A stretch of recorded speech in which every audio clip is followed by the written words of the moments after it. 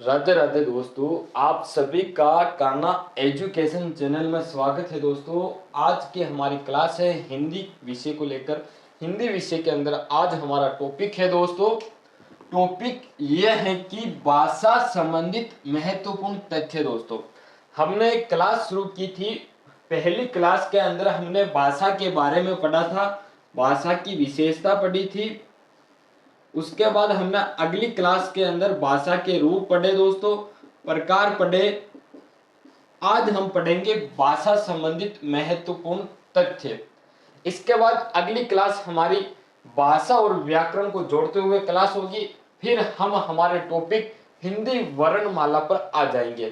तो दोस्तों, इस क्लास को शुरू करते हैं आपका समय नहीं लेते हुए। दोस्तों, हमारा टॉपिक है दोस्तों भाषा संबंधित महत्वपूर्ण तथ्य, यानी कि जो भाषा है उससे संबंधित कुछ महत्वपूर्ण तथ्य है। वो तथ्य मैं आपको बता देता हूं दोस्तों, आप भी साथ के साथ नोट करते चले। दोस्तों, पहला तथ्य है दोस्तों कि जो भाषा है, इस भाषा की सबसे छोटी मौखिक इकाई दोस्तों क्या है? मौखिक इकाई क्या है? भाषा की सबसे छोटी मौखिक इकाई क्या है दोस्तों? तो यहाँ हम एक प्लेटो साहब का जो भाषा के संबंधित बात कही है वो लेते हैं हम। प्लेटो साहब कहते हैं कि भाषा हमारे आत्मा की मुख्य बातचीत है, जो ध्वनि रूप में दोस्तों क्या ध्वनि रूप में निकलकर जो ध्वनि रूप में होठों से निकलकर अपने विचार व्यक्त करती हैं। यानी कि हम जो बोलते हैं वो मौखिक रूप है और हमारे द्वारा बोला गया है वो एक ध्वनि है। तो मौखिक इकाई क्या है दोस्तों? मौखिक इकाई दोस्तों ध्वनि है। भाषा की सबसे छोटी मौखिक इकाई ध्वनि है दोस्तों। अगला आपका तथ्य है कि जो भाषा है, इस भाषा की सबसे छोटी लिखित इकाई क्या है? सबसे छोटी लिखित इकाई क्या है?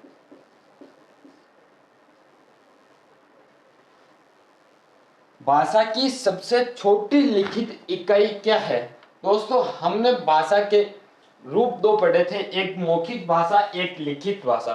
तो मौखिक भाषा की जो इकाई थी वो ध्वनि थी दोस्तों। लिखित भाषा के अंदर हम बात करें तो लिखित भाषा के अंदर हम लिपि चिन्हों के प्रयोग करते हैं, और लिपि चिन्ह के अंदर हम जो हिंदी भाषा के प्रयोग करते हैं वो हम वर्ण का करते हैं। किसका दोस्तों? वर्ण का करते हैं, वर्ण।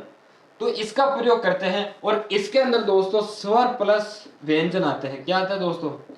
स्वर प्लस व्यंजन आते हैं।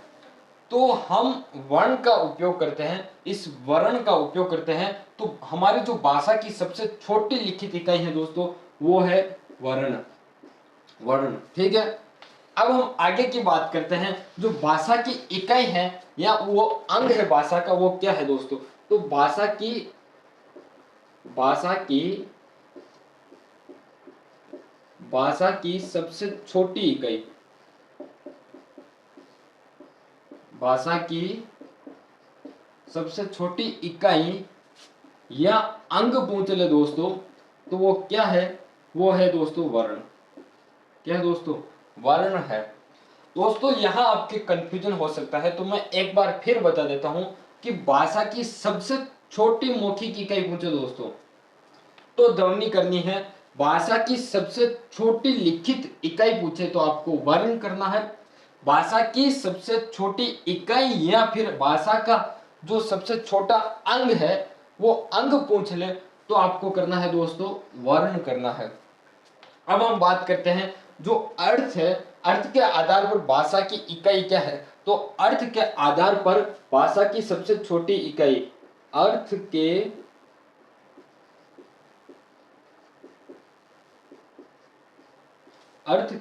आधार पर सबसे छोटी इकाई, अर्थ के आधार पर सबसे छोटी इकाई।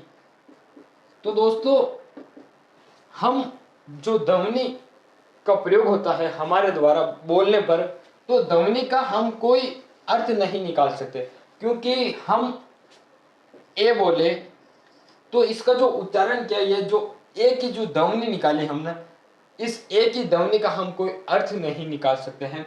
हमने वर्ण लिखे हैं, वर्ण के अंदर हम के, खे, गे ये लिखते हैं, तो इसका भी हम कोई अर्थ नहीं निकाल सकते दोस्तों। अर्थ हमेशा किसी एक शब्द का निकलता है, जैसे कमल, सूर्य, इनका अर्थ निकलता है, जैसे रवि, भूजल, यानी कि इन एक शब्द का हम अर्थ निकाल सकते हैं। तो अर्थ के आधार पर सबसे छोटी इकाई दोस्तों क्या है, सबसे छोटी इकाई दोस्तों शब्द है। ठीक है, अब हम बात करते हैं जो भाव या भावार्थ है, उसके आधार पर इकाई क्या है। भाव या भाव के आधार पर सबसे छोटी इकाई, भाव या भावार्थ के आधार पर, भावार्थ के आधार पर सबसे छोटी इकाई,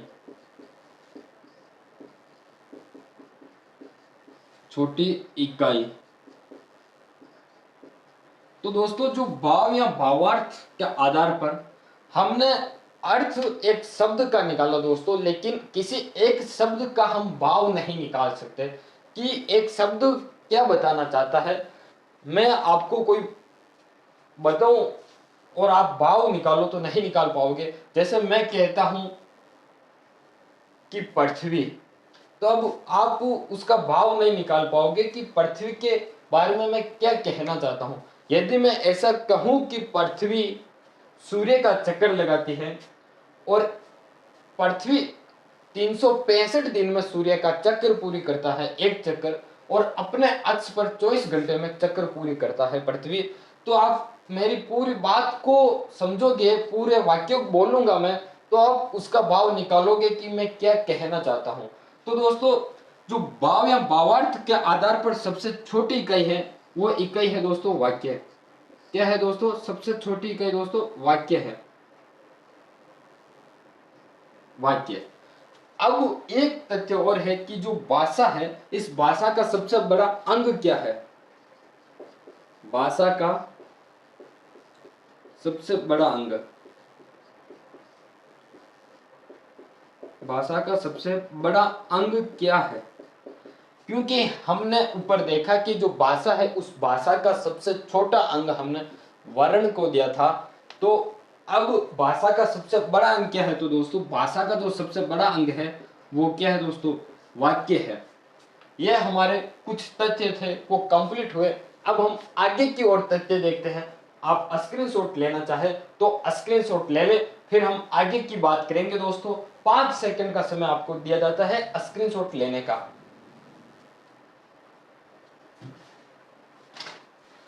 तो दोस्तों आपने स्क्रीनशॉट ले लिया होगा। अब हम बात करते हैं आगे के बिंदु पर। तो हमारा जो आगे के 2-3 बिंदु है दोस्तों, आप साथ के साथ नोट करते हुए चले, फिर हम उनको समझने की कोशिश करेंगे। एक बार उन बिंदु को लिख लेते हैं। तो हमारा जो अगला बिंदु है वो ये है कि जो सीमित क्षेत्र में, सीमित क्षेत्र में बोले जाने वाली भाषा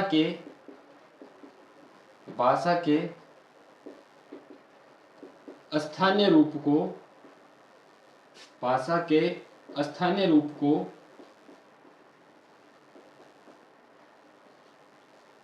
बोली कहते हैं दोस्तों। क्या कहते हैं दोस्तों, बोली कहते हैं, बोली कहते हैं, बोली कहते हैं। बोली भाषा की उपभाषा होती है, बोली भाषा की उपभाषा होती है,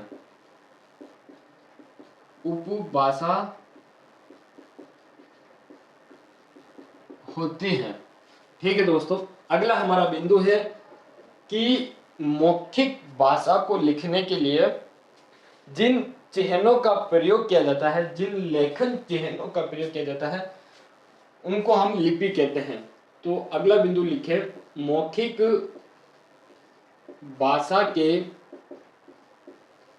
मौखिक भाषा के मौखिक भाषा को लिखने के लिए मौखिक भाषा को लिखने के लिए जिन लेखन चिन्हों का प्रयोग किया जाता है, जिन लेखन चिन्हों का प्रयोग किया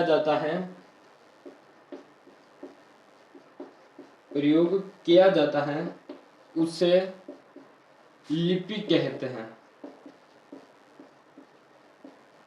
उसे क्या कहते हैं दोस्तों? उसे लिपि कहते हैं।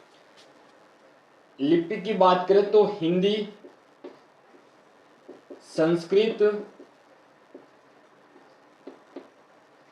कंकाणी दोस्तों गोवा में बोली जाती है, व नेपाली, इनकी जो लिपि है दोस्तों वो लिपि है देवनागरी लिपि। क्या है दोस्तों? देवनागरी लिपि है। देवनागरी लिपि है।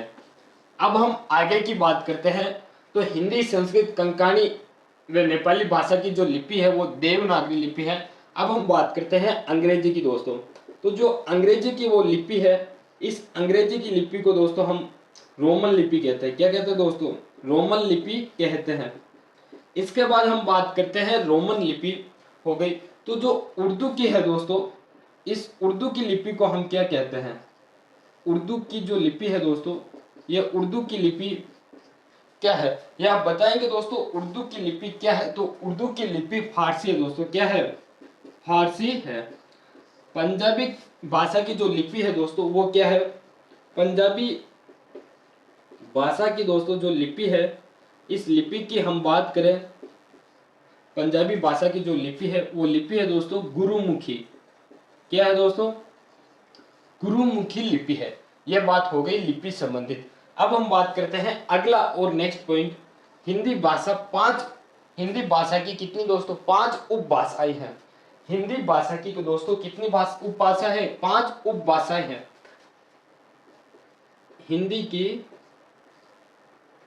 हिंदी भाषा की 5 उपभाषाएं हैं। हिंदी भाषा की 5 उपभाषाएं हैं दोस्तों। कौन कौन सी 5 उपभाषाएं हैं वो बताता हूं मैं आपको। पहली भाषा है पूर्वी हिंदी, दूसरी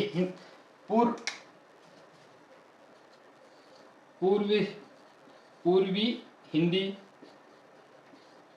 दूसरी है पश्चिमी हिंदी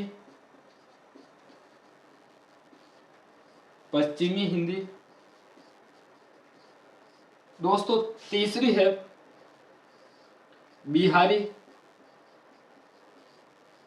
चौथी है राजस्थानी और 5वीं है दोस्तों पहाड़ी। ये कौन सी है दोस्तों?